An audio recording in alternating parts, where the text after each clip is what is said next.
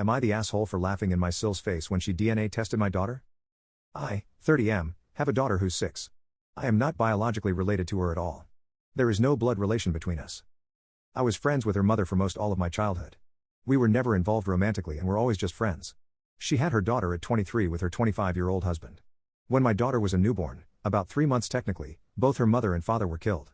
I won't go into too much detail for privacy reasons, but it was workplace shooting. My friend and her husband had worked in the same building, and were both killed.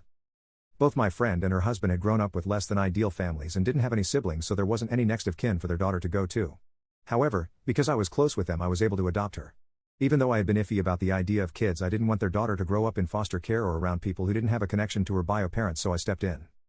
My parents and siblings know that my daughter is not my actual daughter biologically speaking. My daughter, I'll call Lily for the post, also knows that she's adopted. I never really hid the fact that she was adopted. She knows her parents are dead and were killed by a bad man, but I'm saving the details for when she's older. Lily does not look like me at all. She looks exactly like her mother and biological dad.